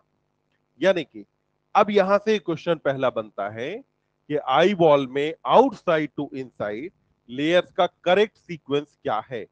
तो हम कहेंगे कि सबसे बाहर कौन है, स्क्लेरा। उसके अंदर, सबसे अंदर, अंदर से बाहर अगर आप देखें तो रेटिना, कोरॉइड और फिर स्क्लेरा। तो सबसे अंदर की तरफ रेटिना है, उसके ऊपर कोरॉइड है, उसके ऊपर क्या पाई जाती है, स्क्लेरा। रेटिना पर आप देखें, ये बेटा आपकी आई बॉल का एंटीरियर पोल ये है, ये क्या है? एंटीरियर पोल है। और ये कौन सा है? पोस्टीरियर पोल है।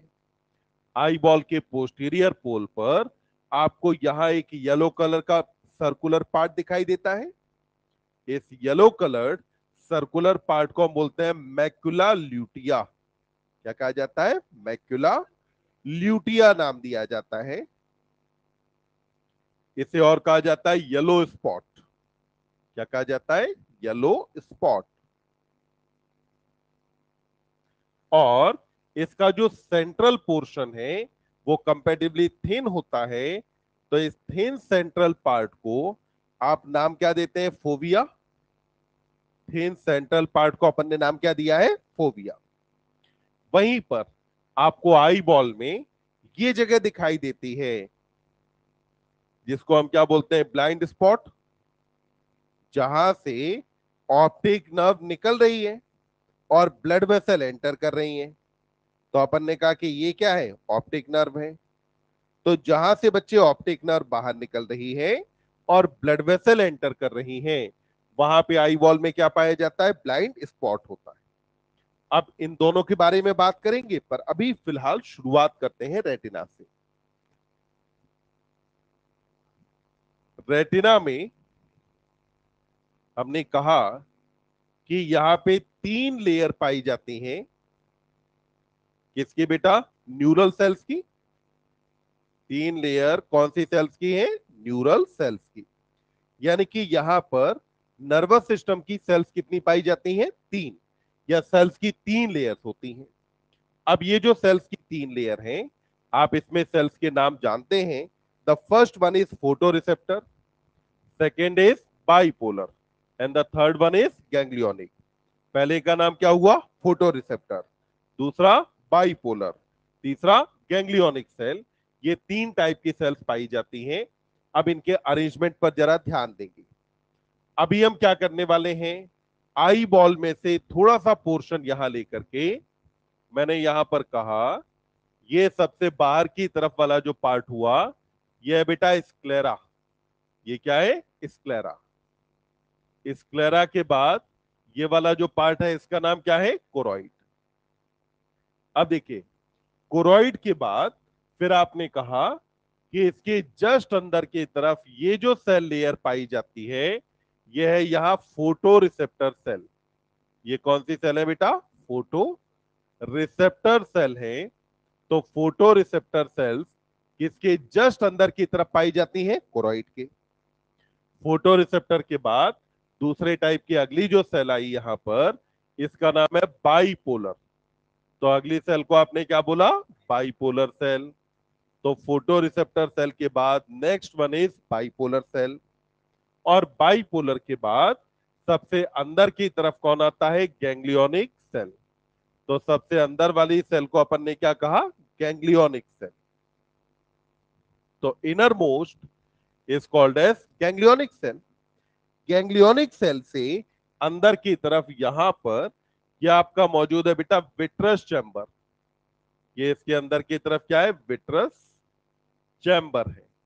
अब जरा देखिए, इस बात में सबसे ज्यादा कंफ्यूजन रेटिना में यही होता है।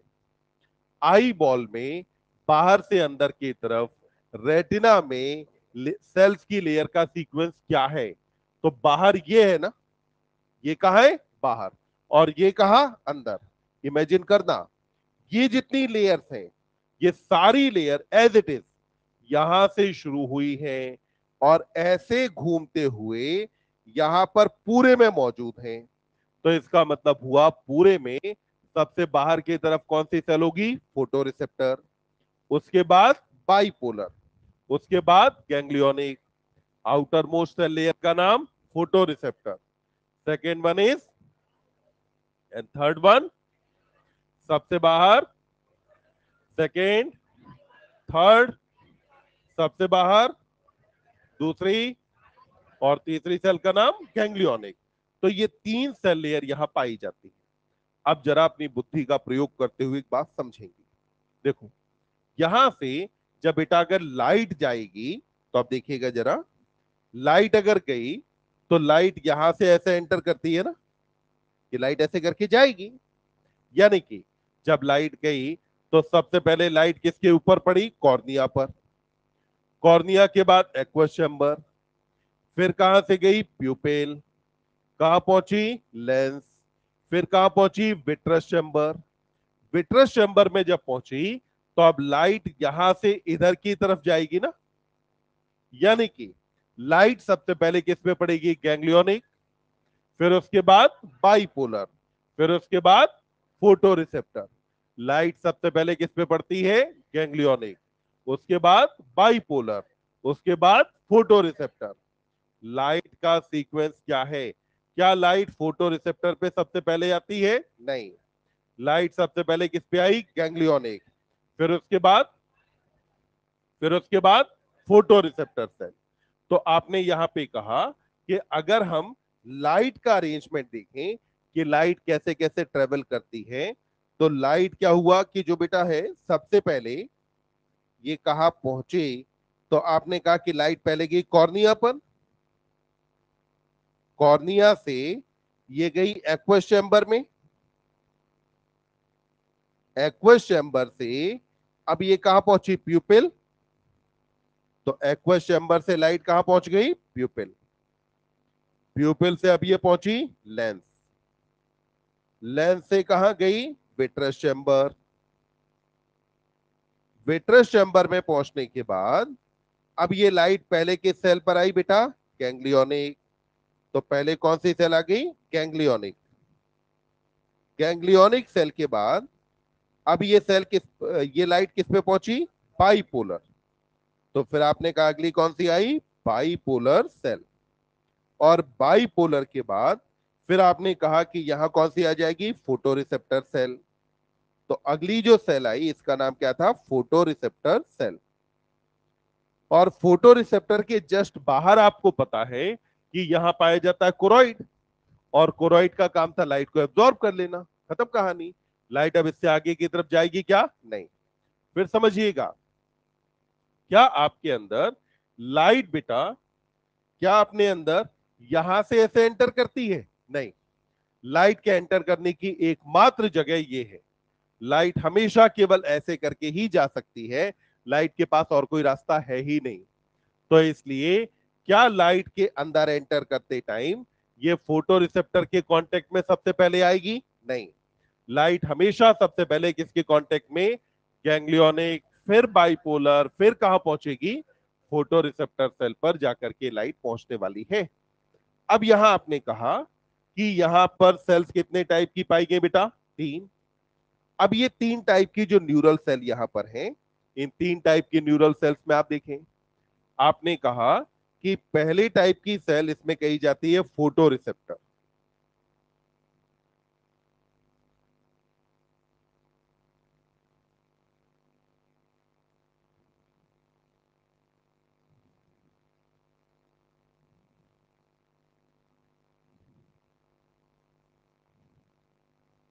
नहीं, इसे थोड़ा छोटा।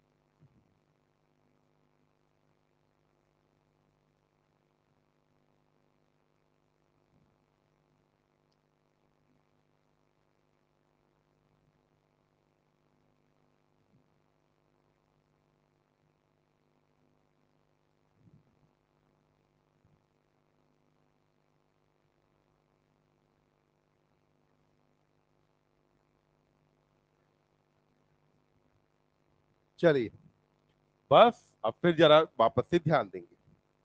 हमने कहा कि जो सबसे बाहर की सेल लेयर पाई जाती है, ये बाहर की सेल लेयर में सेल्स का नाम क्या है बेटा? Photo receptor cell. सबसे पहली सेल का नाम क्या है? Photo receptor cell. नाम का संधि विच्छेद करो। फोटो मतलब लाइट, रिसेप्टर यानी कि रिसीविंग। तो लाइट को डिटेक्ट करना या लाइट को रिसीव करने वाली सेल का नाम क्या है? Photo receptor. ये जो फोटो रिसेप्टर हैं, अगर आप यहां इनकी शेप पर ध्यान दें तो आपको समझ में आएगा कि दो तरह की सेल्स हैं। पहली ये जो सेल है ये लगभग सिलिंड्रिकल है। दूसरा ये वाली सेल है जो लगभग कैसी है? कोनिकल। तो सिलिंड्रिकल वाली सेल को अपन क्या कहते हैं? रॉड्स। और कोनिकल वाली सेल को क्या कहेंगे? कोन्स। सिलिंड्रिकल वाली सेल का नाम क्या हुआ? Rod cell. और कोनिकल सेल का नाम क्या है? Cone cell. तो फोटो रिसेप्टर के कितने टाइप हुए आपके पास? दो। पहला रॉड और दूसरा कोन। यहां जो रॉड और कोन है उसमें भी ध्यान रखना, ये बेटा जो रॉड और कोन है इनका आउटर सेगमेंट है। ऊपर वाला जो पार्ट है ये रॉड और कोन का कौन सा सेगमेंट है? आउटर। जबकि ये वाला पार्ट इनका इनर सेगमेंट है। तो ये सेल का क्या है? Inner segment. यहां देखिए, आपको पता है कि इसके पास फोटो पिगमेंट पाया जाएगा। फोटो पिगमेंट यहाँ के अलावा अगर आप देखें तो प्लांट्स में भी पाया जाता है, क्लोरोप्लास्ट के क्लोरोफिल के फॉर्म में। क्लोरोप्लास्ट में क्या क्लोरोफिल पूरे साइटोप्लाज्म में ऐसे ही स्कैटर्ड होता है या कुछ डिस्क लाइक फॉर्म ग्रेना और थैलेकॉइड में है? डिस्क लाइक फॉर्म में है। जब अगर प्लांट्स ने इतना कुछ इवॉल्व कर दिया तो एनिमल्स प्लांट से तो कहीं ज्यादा इवॉल्व है। तो यानी कि एनिमल्स के केस में यहां पर जो फोटो पिगमेंट है डिस्क के अंदर होना चाहिए। यहां पर ये जो फोटो पिगमेंट वाली डिस्क है ये कहां पाई जाती है बेटा? आउटर सेगमेंट में। तो ये जो डिस्क है इनके अंदर क्या भरा है? Photo pigment. कौन कौन से हैं ये अभी हम थोड़ी देर में बात करेंगे। तो हमने कहा कि फोटो पिगमेंट किसके फॉर्म में है? डिस्क लाइक फॉर्म में है। जो कहां मौजूद है? आउटर सेगमेंट में। तो आउटर सेगमेंट में यहां डिस्क लाइक फॉर्म में क्या भरा हुआ है? Photo pigment. तो फोटो पिगमेंट कहां भरा है बेटा? आउटर सेगमेंट के अंदर। डिस्क लाइक फॉर्म में फोटो पिगमेंट भरा है। अभी अगर आप इस डायग्राम में ही देखें तो मैंने बेटा रॉड का नंबर ज्यादा लिया है, ये कोन। रॉड का नंबर कंपेरेटिवली ज्यादा लिया है जबकि कोन का नंबर कंपेरेटिवली कम है। क्योंकि हमारी रेटिना में भी रॉड का नंबर काफी ज्यादा है जबकि कोन का नंबर कम है। तो अब आपने कहा कि यहां पर रॉड और कोन में ये इसके अंदर फोटो पिगमेंट है और ये जो फोटो पिगमेंट है ये फोटो पिगमेंट मौजूद है डिस्क के अंदर। तो अपन ने कहा कि these are photo pigment containing disc. तो photo pigment disc like fashion में डिस्क लाइक स्ट्रक्चर्स के अंदर इंक्लूड होता है। फोटो रिसेप्टर सेल के बाद अगली सेल आती है बाइपोलर। याद करेंगे एनसीईआरटी ने जब आपको न्यूरॉन के टाइप पढ़ाए थे तो उस टाइम पे बाइपोलर में एग्जांपल लिया था रेटिना ऑफ आई। तो यहां पर जो बाइपोलर सेल्स पाई जाती है तो ऐसे बेटा मान लो ये इसका साइटोन है, ये यहां डेंड्राइट है। ये डेंड्राइट आगे जाकर के मान लो ये दो सेल के साथ जुड़ा, ये इसका एक्सॉन है।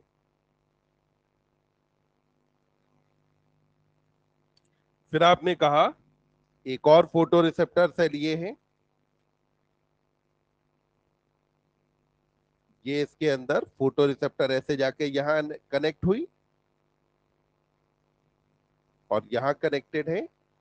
तो ऐसे बाइपोलर सेल्स यहां पाई जा रही, जो किसके नीचे की तरफ मौजूद है? फोटो रिसेप्टर के। क्योंकि इन सेल्स के पास आउटग्रोथ कितनी पाई जा रही है? दो। इसीलिए आपने इसे नाम क्या दिया है? बाइपोलर सेल कहा है। तो आपने कहा कि दो आउटग्रोथ पाई जा रही हैं जिनमें से एक एक्सॉन का काम करती है, दूसरा डेंड्राइट का काम करती है। तो ये वाली जो सेल है इसको नाम दिया जाता है बाइपोलर सेल।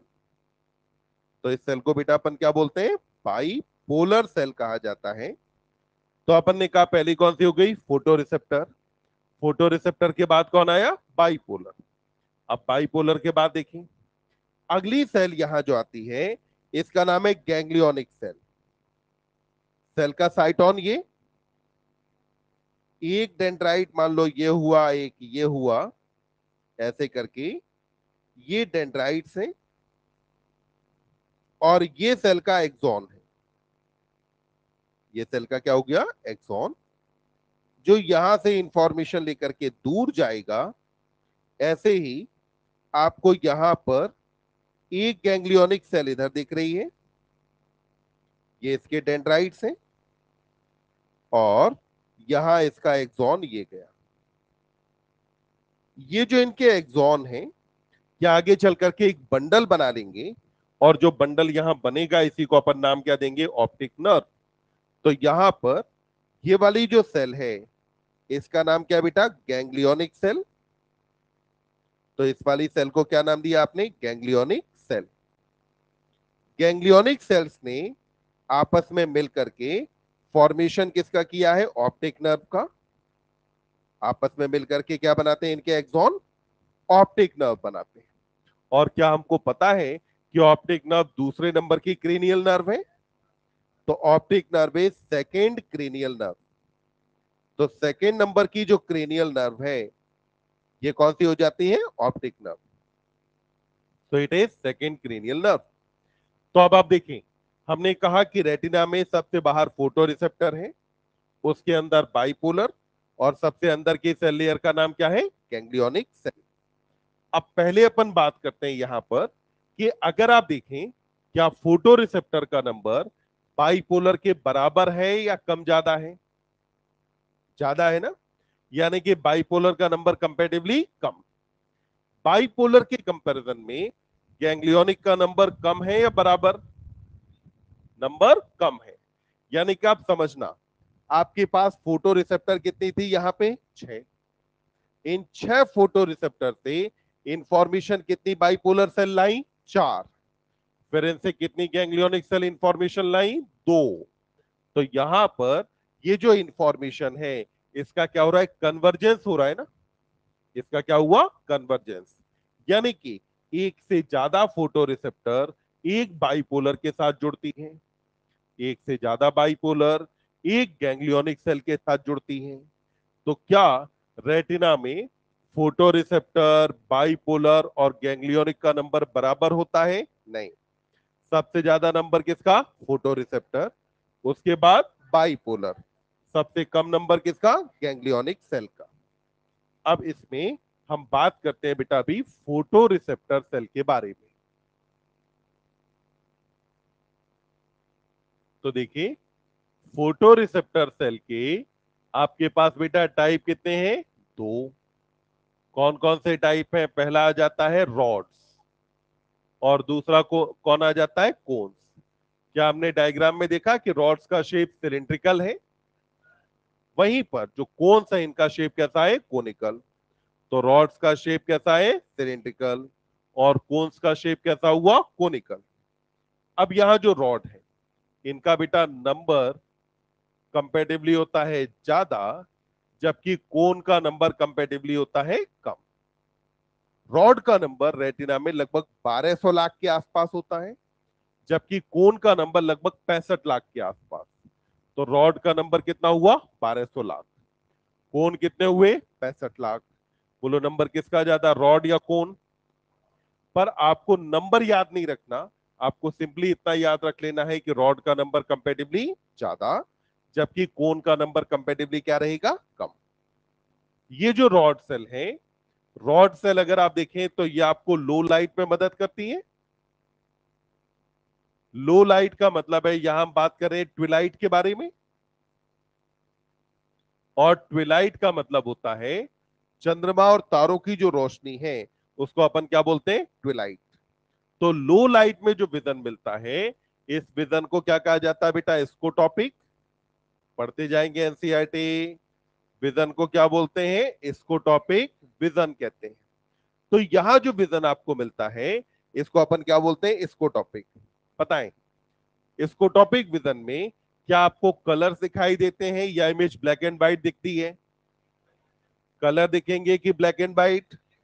कैसा दिखेगा? Black and white. यानी कि आपको ग्रे स्केल इमेज यहां पे दिखाई देगी। तो आपने कहा कि यहां जो इमेज बनेगी ये कैसा रहेगा? ब्लैक एंड व्हाइट इमेज यहां पर बनती है। तो इमेज यहां बन रही है ब्लैक एंड व्हाइट। जबकि वहीं पर अगर कोन्स के केस में बात करें तो ये आपकी मदद करते हैं देखने में, जबकि लाइट कम हो या ज्यादा, यानी कि लाइट क्या हो, ब्राइट। तो अपन ने कहा कि ब्राइट लाइट वाली कंडीशन में हेल्प कौन करेगा, कोन।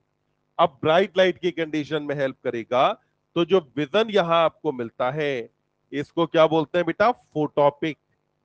क्या कहा जाता है, फोटोपिक विजन कहते हैं। ये जो फोटोपिक विजन है इसमें क्या आपको कलर दिखाई देते हैं, यस। यानी कि यहां पर जो विजन है वो कैसा बन मिलेगा आपको, कलर्ड। तो यानी कि कलर्ड इमेज यहां पर बनती है।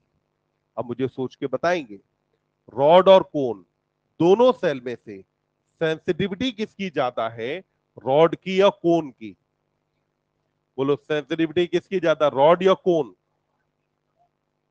समझना, दो सेल हैं, पहला रॉड जो बहुत कम लाइट पर अपना काम करती है, दूसरा कोन जो बहुत ब्राइट लाइट पे अपना काम करती है। तो ज्यादा सेंसिटिव कौन हुआ, रॉड या कोन? जबकि रेजोल्यूशन किसका बेहतर है, रॉड या कोन? यानी कि आपने कहा कि रॉड के केस में सेंसिटिविटी क्या रहेगी बेटा, तो आपने कहा सेंसिटिविटी यहां पे ज्यादा है, जबकि रेजोल्यूशन क्या है, कम। सेंसिटिविटी ज्यादा जबकि रेजोल्यूशन कम। कोन के केस में आपने देखा कि यहां सेंसिटिविटी क्या है, कम, जबकि रेजोल्यूशन कंपैरेटिवली क्या रहेगा, ज्यादा। तो सेंसिटिविटी कम है जबकि यहां पर रेजोल्यूशन क्या होता है, ज्यादा। अब अगला देखें, रॉड के पास जो फोटो पिगमेंट है, इस फोटो पिगमेंट को अपन क्या बोलते हैं बेटा, रोडोप्सिन। रॉड के पास फोटो पिगमेंट का नाम क्या है, रोडोप्सिन। रोडोप्सिन को पढ़ेंगे क्या, इसको विजुअल पर्पल कहते हैं। रॉड के फोटो पिगमेंट को क्या कहा जाता है, विजुअल पर्पल। तो क्या कहा जाता है, विजुअल पर्पल। ये हम जानते हैं ना कि रोडोप्सिन के अंदर दो चीजें होती हैं, एक तो इसके अंदर होता है रेटिनल, एक क्या मौजूद होगा, रेटिनल। पढ़िएगा, ये रेटिनल है या रेटिनॉल है, रेटिनल या रेटिनॉल? ये है रेटिनल। रेटिनल का एक और नाम होता है रेटिनल्डिहाइड, और क्या कहा जाता है, रेटिनल्डिहाइड भी कहते हैं। और इसका एक और नाम होता है, इसे रेटिनिन भी कहा जाता है। और नाम क्या है, रेटिनिन। तो रेटिनल या रेटिनल्डिहाइड या क्या कहा, रेटिनिन। वहीं पर ये जो रेटिनल है, it is aldehyde of vitamin A. किसका एल्डिहाइड है बेटा, विटामिन ए का। तो आपने कहा कि एल्डिहाइड है विटामिन ए का। विटामिन ए का नाम होता है रेटिनॉल। विटामिन ए का नाम क्या है, रेटिनॉल। अगर आप देखो रेटिनॉल के नाम में लास्ट में ऑल आया, इसका मतलब अल्कोहल मौजूद है। जबकि रेटिनल के नाम में लास्ट में एल आया, इसका मतलब क्या है, एल्डिहाइड है। दूसरी चीज इसके अंदर होती है ऑप्सिन, और ये जो ऑप्सिन है ये इसका बेटा प्रोटीन पार्ट है। ऑप्सिन इसका क्या हो गया, प्रोटीन पार्ट। वही कोन के बारे में देखिए, कोन के हमारे पास टाइप कितने होते हैं, तीन। कितने टाइप, तीन। पहला आपने कहा वो कोन जो कि रेड कलर के लिए सेंसिटिव है, यानी कि रेड कलर वाली कोन। फिर आपने कहा ग्रीन कलर वाली कोन, और फिर आपने कहा कि ब्लू कलर वाली कोन। रेड वालों को हम बोलते हैं इरिथ्रोलैब। क्या कहा जाता है, इरिथ्रोलैब। पूरा नाम होता है इरिथ्रोलेबाइल कहा जाता है, शॉर्ट में अपन बोल देते हैं इरिथ्रोलैब। हालांकि ये नाम भी एनसीईआरटी यूज नहीं करती, सिंपली रेड बोलती है। फिर कहा कि ग्रीन, इसको कहा क्लोरोलैब। कोरिलेट कर लेंगे आप कि क्लोरो मतलब क्या हुआ, ग्रीन, इरिथ्रो यानी कि आरबीसी कलर मतलब क्या हुआ, रेड। और ब्लू के लिए आपसे कहा कि ये क्या है, साइनोलैब। तो ये क्या हुआ, साइनोलैब। ध्यान दें, ये तीनों अगर इक्वली एक्साइट हो तो कलर कैसा बनेगा, व्हाइट। अगर तीनों इक्वली एक्साइट हो तो कैसा कलर बनता है बेटा, व्हाइट कलर बनता है। अगर ये तीनों इक्वली एक्साइट हो, और अगर तीनों में से कोई भी एक्साइट ना हो, तो उस केस में कलर कैसा बनेगा? ब्लैक। हालांकि हमारे पास कोन केवल 3 टाइप की पाई जाती हैं, पर अगर हम एक आर्टिस्ट के बारे में बात करें, तो एक आर्टिस्ट लगभग 17,000 अलग अलग कलर शेड्स आइडेंटिफाई कर सकता है। कितने कलर शेड? 17,000 के आसपास। हम अगर अपनी बात करें, तो लगभग हमारी जो कहानी है, बॉयज के केस में मुश्किल से 12-15 रंग पे खत्म हो जाती है, कहानी समाप्त। ठीक। गर्ल्स के केस में और भी अगर ज्यादा चले जाओ, 60, 70, 100, इससे ऊपर कहानी नहीं। जबकि एक्चुअली आप कितने आइडेंटिफाई कर सकते हैं? आप लगभग 17,000 डिफरेंट कलर शेड्स आइडेंटिफाई कर सकते हैं। समझना इस बात को। आपका कंप्यूटर का कलर्ड प्रिंटर है, हर एक कलर प्रिंट करता है। क्या हर कलर की इंक उसमें डाली जाती है? नहीं। केवल 3 कलर की इंक डालते हैं, उसी के कॉम्बिनेशन से प्रिंट करता है। आप जो न्यूज़पेपर पढ़ते हैं, न्यूज़पेपर पे नीचे आपने देखा होगा कलर्ड पेज पे 3 या 4 डॉट्स लगे होते हैं। वो डॉट ये बताते हैं कि इस पूरे पेज को प्रिंट करने में केवल इतने कलर्स का यूज किया गया है। तो जब अगर हम मशीन से 3 कलर्स को कंबाइन करके इतने कलर शेड्स बना सकते हैं, तो आप सोचो टेक वर्ल्ड में सबसे अच्छी कंपनी है एप्पल, है ना? एप्पल अपने डिस्प्ले को नाम देती है रेटिना डिस्प्ले, कि हमारा जो डिस्प्ले है रेटिना जितना बेहतर है। और जबकि आप सोचो कि रेटिना कहीं ना कहीं उससे कहीं ज्यादा बेहतर होगा, तभी तो उसको नाम दिया रेटिना डिस्प्ले। तो हमारा रेटिना लगभग कितने कलर शेड्स बना सकता है? 17,000 डिफरेंट कलर शेड्स को आइडेंटिफाई कर सकता है। तो क्या इतनी बात समझ में आई? अब बचा अपने पास बेटा मैकेनिज्म ऑफ विजन वाला पार्ट। उससे पहले अभी कल मुझे याद दिलाना, ब्लाइंड स्पॉट, येलो स्पॉट वाली कहानी बची है, चैम्बर्स और फिर मैकेनिज्म ऑफ विजन।